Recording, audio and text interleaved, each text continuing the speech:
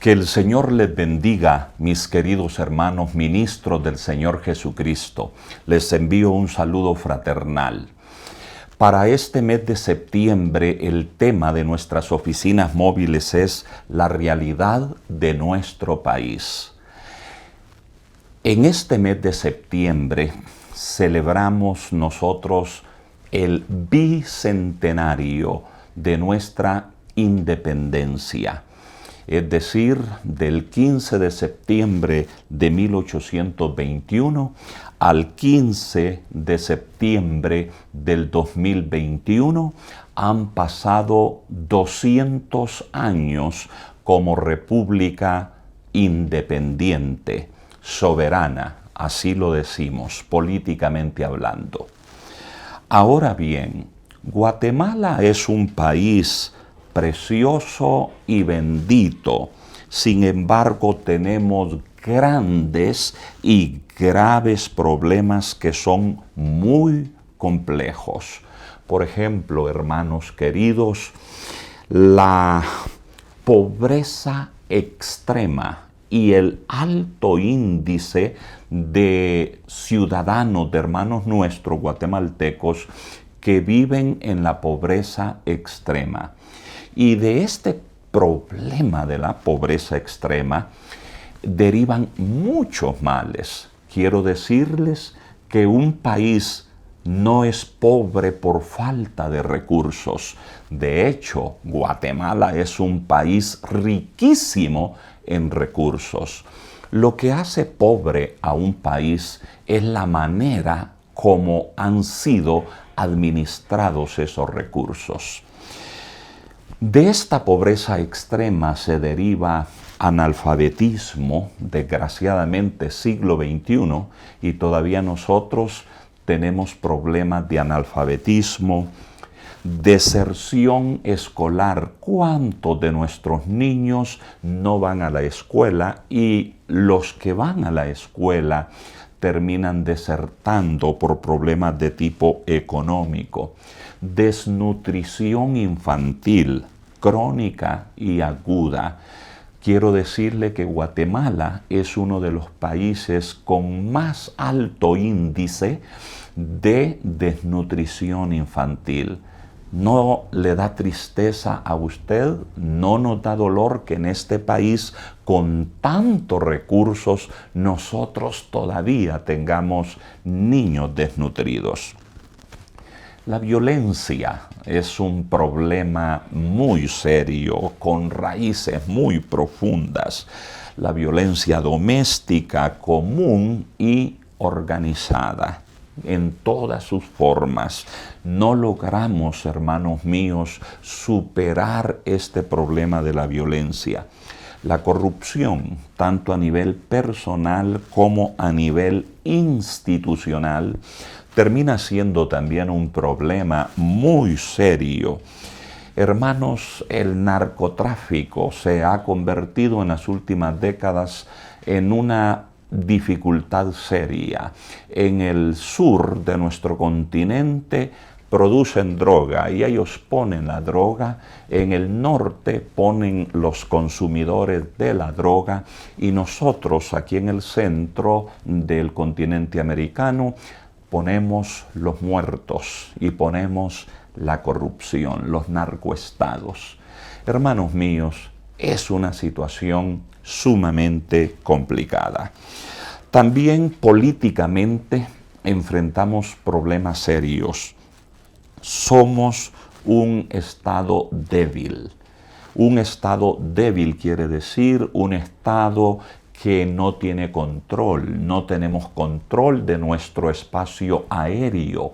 Aquí entran avionetas cargadas de droga y fíjese que no tenemos ese control ni siquiera de nuestro espacio aéreo. Siendo un país tan pequeñito, nosotros deberíamos tener control del espacio aéreo, control de nuestras costas marítimas. Entonces, pero tenemos un Estado débil debido a la corrupción, que no se combaten esos vicios y esos problemas, hermanos queridos. Un estado débil, hermanos, produce gente anárquica. Y a eso se debe que en nuestro lindo país hay bastante anarquía. Estamos como país, como Guatemala, carentes de una visión de país. Es decir, no tenemos ideales. Los países que se han desarrollado son países que han sido capaces de planificar su futuro y de verse a 20, a 40 años qué país quieren ser. Pero si nosotros nos preguntamos a nosotros mismos, ¿qué país queremos heredarle a nuestros hijos, a nuestros nietos, a nuestros bisnietos? Déjeme decirle que no tenemos esa cultura de pensar hacia el futuro. Y eso deriva de una economía que va al día, donde a la gente no le importa qué va a ocurrir dentro de un año, le importa si tiene para comer el día de hoy y si tiene para comer el día de mañana. Tenemos también partidos políticos débiles, es decir, sin una ideología clara. Tristemente, aquí se organizan los partidos políticos porque son el instrumento para optar a cargos de elección popular. Pero no se ha reunido gente pensante, gente que ame a Guatemala y organizar un partido político con una ideología clara y consistente. Por eso es que aquí aparecen y desaparecen los partidos políticos porque son absolutamente carentes de principios, de valores sólidos y carentes de una ideología definida que puedan comunicar a la población. Bien, hermanos, y los males siguen. Y entonces nos hacemos una pregunta. Frente a esta realidad, ¿qué podemos hacer? ¿Será que nosotros como iglesia podemos hacer algo? Pues déjeme decirle que sí podemos hacer algo. Mire, cuanto más densa es la oscuridad, más brilla la luz. Hermanos queridos, la iglesia tiene grandes desafíos y yo tengo la convicción en mi corazón que nosotros como iglesia deberíamos ser comunidades alternativas. Porque en medio de todos los males, también nuestro país tiene grandes bendiciones. Una de esas bendiciones es la libertad que aquí tenemos para trabajar, para organizarnos. Podemos convertir nuestras comunidades de fe en verdaderas comunidades alternativas. Hermanos, no es que sea fatalista, pero no miro en el horizonte de mi país, no miro una luz en el túnel desde la perspectiva política, pero sí miro mucha esperanza desde la perspectiva cristiana y teológica. Podemos convertir a nuestras comunidades de fe en verdaderas comunidades alternativas, solidarias, es decir, donde contribuyamos realmente al desarrollo de nuestra gente, al desarrollo de las personas. La fe cristiana debería conducirnos a desarrollar a la gente, hermanos míos.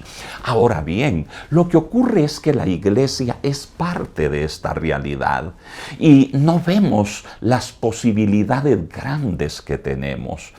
A veces nosotros mismos, hermanos, estamos carentes de una visión y nos reunimos como iglesia para hacer cultos y simplemente usamos a la gente, pero no desarrollamos a la gente.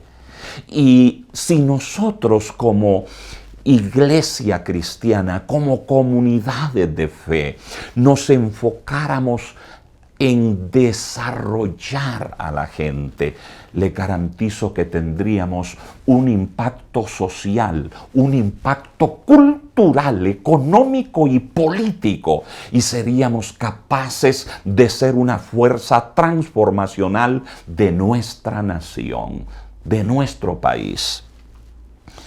Necesitamos, hermanos, sacar a nuestra gente de la ignorancia.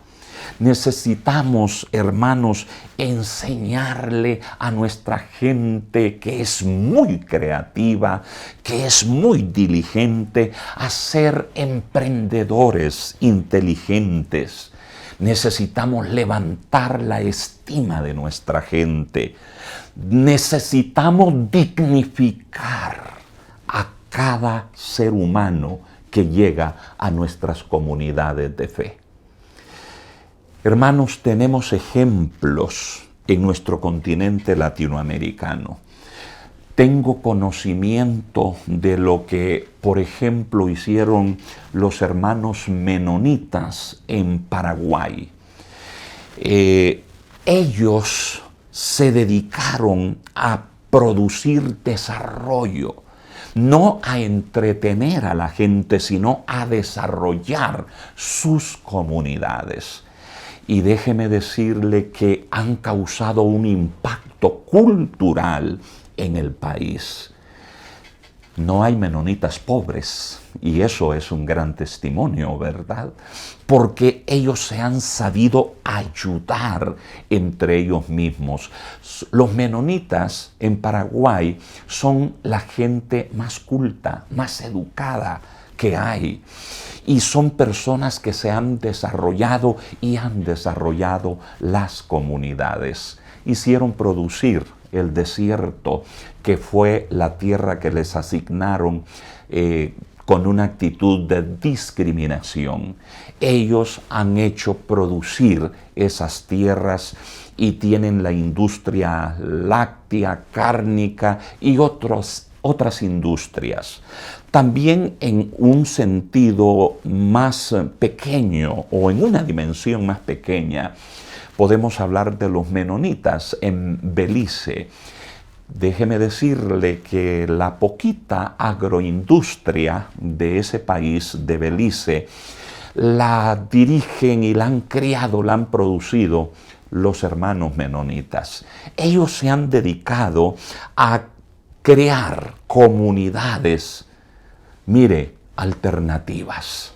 Es decir, si eres cristiano, tienes que ser diferente, tienes que salir de tu ignorancia, tienes que dejar tu vagancia y convertirte en una persona trabajadora, tienes que dejar la mentira y convertirte en una persona de verdad, tienes que dejar la mañosería y tienes que convertirte en una persona íntegra. Eres parte de esta comunidad, vamos a salir adelante.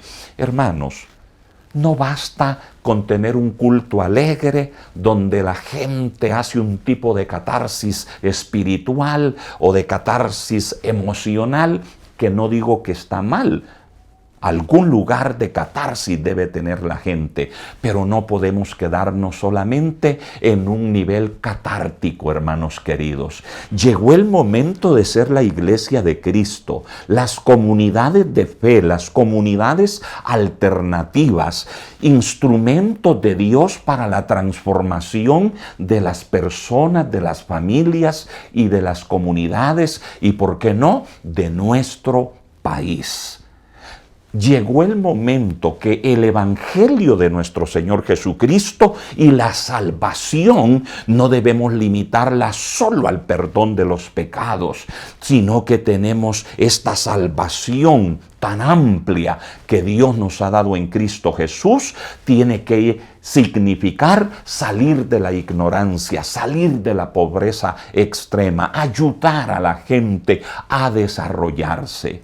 Dejemos ya de crear, hermanos, ese paternalismo que muchas veces nosotros como líderes religiosos nos gusta que nos vean como los grandes líderes, los padres de la gente. Déjeme decirle, necesitamos un liderazgo más como el liderazgo de Jesús, un liderazgo más relacional que ayude a la gente a desarrollar su potencial. Necesitamos un evangelio que de verdad traiga salvación integral. Necesitamos ser hermanos, es decir, sacar de la desgracia al que vive en la desgracia, dignificarlo para que sea un verdadero testigo de Cristo y así convertirnos en la luz del mundo y en la sal de la tierra, que es la vocación de la iglesia de nuestro Señor Jesucristo. Bicentenario, 200 años de independencia de nuestro país. Un país lindo, precioso, pero con enfermedades severas y complejas.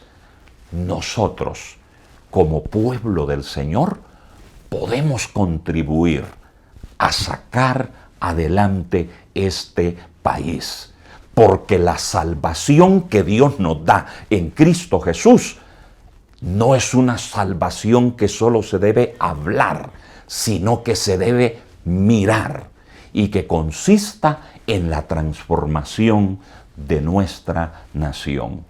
Que el Señor les bendiga. Feliz día de independencia. Que Dios bendiga a nuestro país y que de aquí en adelante retomemos un rumbo para hacer de este país el país que Dios quiere que seamos. Que Dios le bendiga.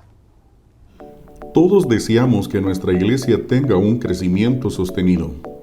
Y la estrategia de Dios para ello es el discipulado.